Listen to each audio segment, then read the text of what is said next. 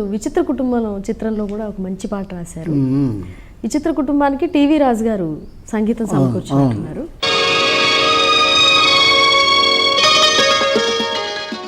అందులో ఆడవే జలకమ్ములాడవే ఆ పాటను కనుక వింటున్నప్పుడు సాధారణంగా జలకమ్ములు ఆడవే అన్నప్పుడు ఆ జలకాలకి సంబంధించి పాట ఉంటుంది ఎక్కడైనా. కానీ ఇందులో మన తెలుగు నేల యొక్క గొప్పతనాన్ని మీరు వర్ణిస్తూ అత్యద్భుతంగా రచించారు. విచిత్ర కుటుంబం చిత్రంలో ఇది 1969లో నిర్మింపబడింది. దీనికి కెఎస్ ప్రకాశ్రావు గారు దర్శకులు, టీవీ రాజు గారు సంగీతం. ఇది నేను రాసిన తర్వాత ట్యూన్ చేసింది. ఇందులోని ఉపకథానాయకుడు శోభన్ బాబు అనుకుంటాను నేను, కథానాయకుడు ఎన్టీఆర్. ఇతడు రష్యా వెళ్ళి అక్కడ ఒక అమ్మాయిని పెళ్లి చేసుకొని వస్తాడు. వచ్చిన తర్వాత తన భార్యకు, తన రష్యన్ ఆ భార్యకు భారతదేశంలోని ముఖ్యమైన ప్రాంతాలను చూపిస్తూ ఉంటాడు. ఆ వరుసలో తెలుగు నేల ఆంధ్రావని చూపిస్తుంటాడు.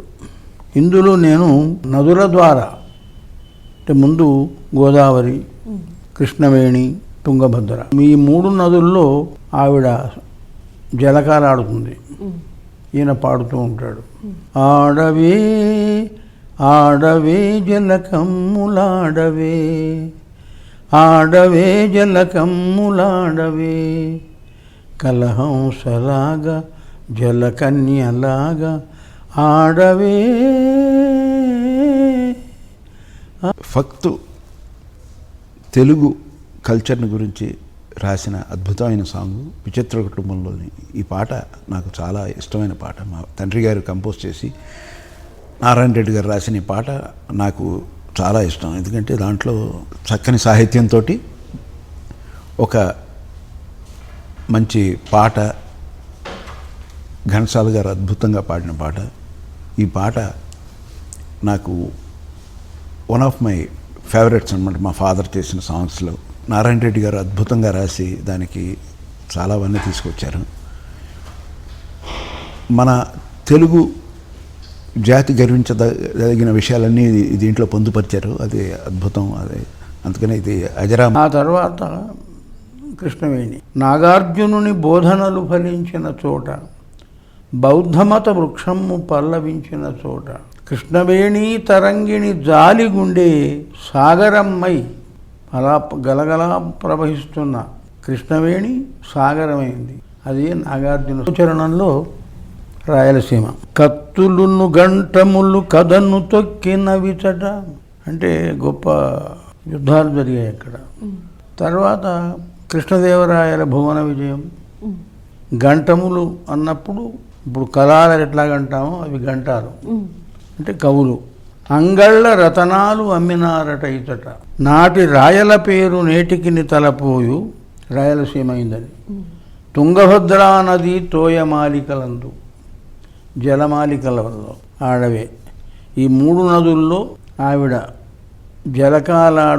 ఆవిడను జలకాలాడించే ఒక సన్నివేశంగా తీసుకుని ఈ ఆంధ్రావని 3 ప్రాంతాలను ఇందులో. గురుగారు, మీరు చాలామంది ప్రముఖ దర్శకులతోటి పనిచేశారు. అలాగే అప్పుడప్పుడే వస్తున్నటువంటి వర్ధమాన దర్శకులతో కూడా మీరు పనిచేయడం జరిగింది. ఉదాహరణకి 12 కాపురం చిత్రం తీసుకుంటే అద్భుతమైన చిత్రం, లక్ష్మీ దీపక్ గారు దర్శకత్వం వహించారు.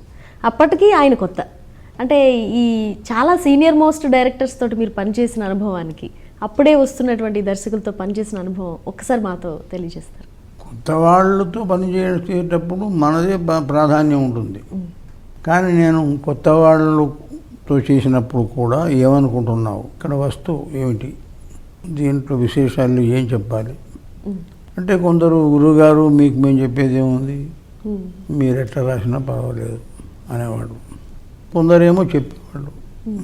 కాబట్టి ఇది నిర్దిష్టంగా ఈ పాట ఫలానా వారి సహకారంతో రాశానని చెప్పడానికి వీలు లేదు. కొన్నిటినేమో నేనే రాసేవాడిని, కొన్నేమో వాళ్ళు భావాలు సూచించేవాళ్ళు. ఆ రకంగా అంత